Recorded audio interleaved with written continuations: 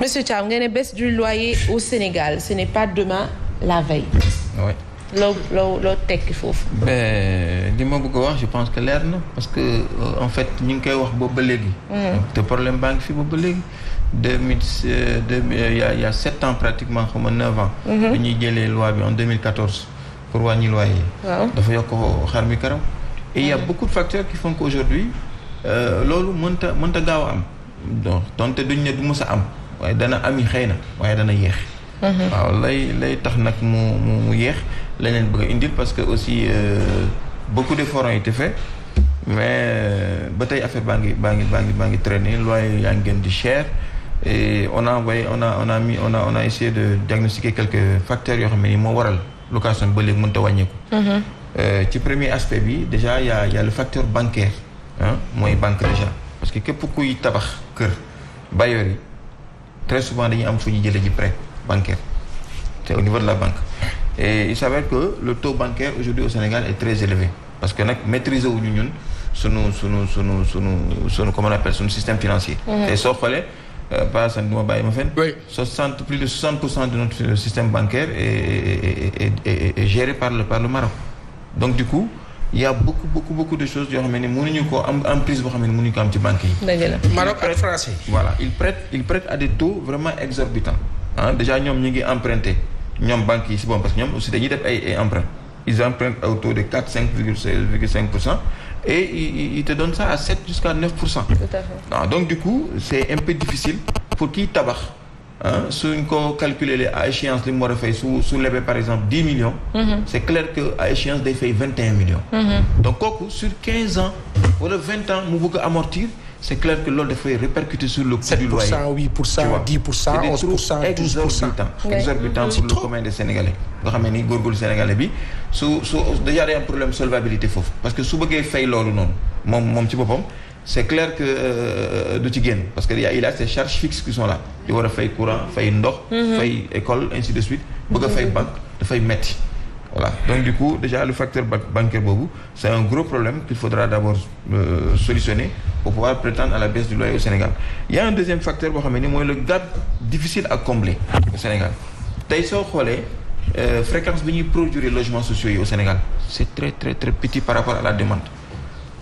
Pour satisfaire la demande, d'après n'est-ce pas les statistiques qu'on a entendu dire par le directeur Bokarsi bi yor BHS dans son interview avec les gars de Walfadjri, il avait dit que il fallait 12 000 logements par an.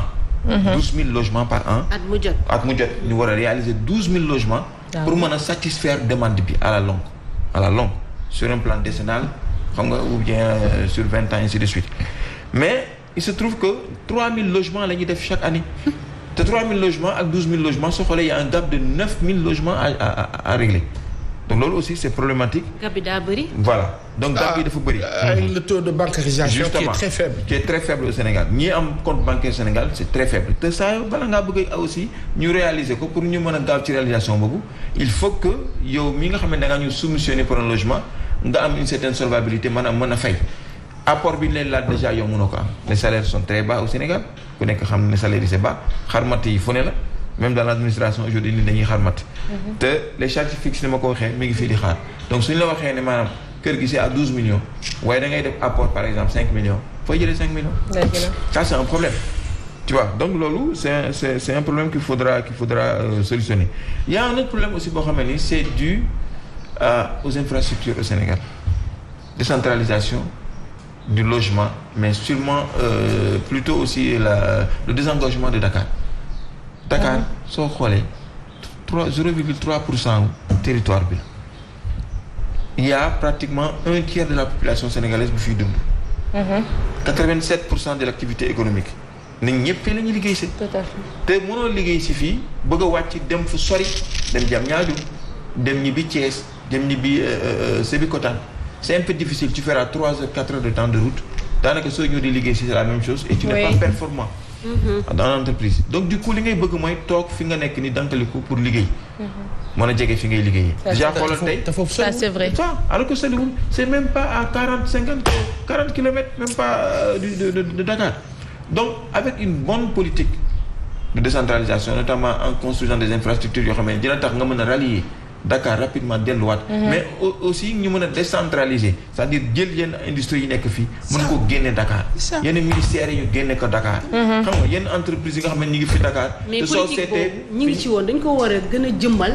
yàkkam ci ko ndax mu gën a mën a feeñ ci askan bi ñu yëg ko. parce que waxoon nañ ko te gisoon nañ tamit quand même ñu ngi ci. parce que ministère yu bari dem na jëm ñaajo mais dañ ko war a baral.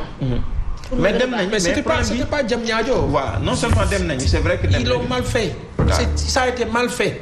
loolu mooy dëgg bi. mettez les départements ministériels on me dira oui est-ce que ça va mais il y a combien de régions dans ce pays. installer les ministères selon les régions selon seen utilité. justement ça adéquation. mais nag Diamniadio bi baax na. parce que parfois nga dem soxla ñaari ministère yoo xam ne boo demee Diamniadio da ngay dugg ci ministère bi régler ko.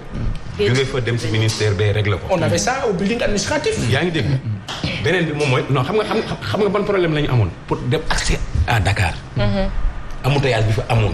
problème yi fa amoon mais tey jii nii waa Thiès dañuy wàcc dem Thiès. Louga bu ñu yegsee Thiès yegsee nañu Diamniadio. problème bi mooy Diamniadio maanaam nan lañ koy gën a defaree. mais idée bi baax na. non oui en fait tamit trafic ferroviaire bi. comme ça yoon yi gën a. Diamniadio zone sylvopastorale la. oui gars yi dañuy forcer yoo xam ne Abdoulaye da ko jëloon ba pare tegaat ka kii ñëw kii non mais sur le plan même de la faisabilité. doom de c'est-à-dire que na suuf sa mel ak nu mu mën a mel. nañ ko liggéey. Dubaï géej la. non am nañu moyens sax. Dubaï ndox on a les moyens de faire ça. waaw ndax la woon de moom. mais dañ koo defar ba maar day taal. c'est-à-dire que ambition bi la fa ne rek. Dubaï désert la. désert la voilà désert la mais dañ koo def tey jii nii ba nga xam ne maar day taal. waaw oui en fait Ndiaga. donc moo tax it tàngee na fi may waxee mooy priorité. ak li gën a yomb. mooy par exemple ministère de l'élevage. lu muy def Dakar. ministère de l'intérieur. mën na dem Thiès commerce mën na dem Kaolack. agriculture mën na dem Casamance wala Matam ainsi de suite. foofu la ñuy waxee pour que nit ñi mën a fixé wu fañ dëkk. bañ a ñëw soxla Dakar. bàyyi leen loolu. Dakar nag mooy capitale bi. oui mooy capitale bi mais. ñàkk ñu nekk fii. oui mën na ñàkk. waxuñu agriculture rek Casamance defuñu agriculture. non écoute moo tax ma ne wax Matam. waaw y a la vallée du fleuve. Matam mën nañ fa yóbbu c'est juste des exemples que je donne mais ça veut pas dire que capitale bi ñëpp a for dem soo demee ci yenn dëkk yi budul Sénégal fii tey ji ñaan moo ko yàlla musiba su amoon Sénégal jàkkaarloog dëkk su laale Dakar c'est fini. foofu monsieur Thiam su laale Dakar c'est fini. yaa ngi wax dimbal xam nga lii ñuy décentraliser pour gën a jegeel la askan bi. ñu gën a ñi dëkkee zone boobu. waaye tey ab Soxna Fall boo yónni woon foofu pour mu dëkk fa. day bañ de. non ça dépend parce que foofu amul dara. foofu amul dara bu fekkoon ne am na dara liggéey nañu fa dara. def ay jumtukaay yoo xamante ni. am na yow tamit affectation moom je te donne un exemple. parce que xoolal tey le problème avec les hôpitaux. da ngay affecté kenn fële mu fexe pour ñëwaat ba Dakar. mais loolu laa lay wax ni c'est ça c'est des politiques. loolu xam-xam la. tey jii soo ne képp ku ma affecté mu dem ci biti am na prime yu may boole ci sa affectation. mais ça c'est des émulations. c'est des choses qu'on crée. pour que nit ñi mën faa dem. mais su fekkee da ngay tolloo salaire ak kii. non c'est clair que kooku dafa nangoo dem. il préfère rester à Dakar donc loolu xam-xam la laaj. d'accord dayoo la laaj stratégie la laaj. mais pour revenir au loyer. suñu décentraliser woon noonu transport bi mën a gaaw tey jii Ndiaga day jógee Thiès ñu liggéey seen bi fii. peut-être parce qu'il est véhiculé mais tey le petit train bleu bi ñu rey nii. waaw oui moom laa BRT bi commencé gul. TER bi commencé gul. ñu fàtt loo xam ne nii fàtt nañ ko te ubbiwuñu beneen bunt. ce qui fait qu'aujourd'hui ñu remarqué ne inflation bi sur le taux de loyer au Sénégal dafa gën a à Dakar dafa gën a yokk. te loolu soo xoolee Dakar rek la. donc facteurs yooyu bëri na mais dañ cee jukki ñett rek. pour teg ko sur la table. d'accord pour wane ne vraiment aussi c'est pas demain la veille. du suba doo ma ne loyer bi dina gaaw wàññi. métti na de moom métti na c'est très dur c'est très dur. il faut ñu population bi. 2000 euros c'est combien? 1000 euros 650 1 million 300 oui 1 million 300. 2000 euros tu le gagnes en France tu vis bien. oui normalement. ah oui. au Sénégal. on coûte plus cher que ça. le courant bi rek jël na. non mais je te donne un exemple construire aujourd'hui tey le matériau aujourd'hui au Sénégal coûte extrêmement cher. loolu dafa bokk ci kii. tey carreau bi fu ñu koy jëlee. le ciment fer. ciment fer. fer bi fii la. Israël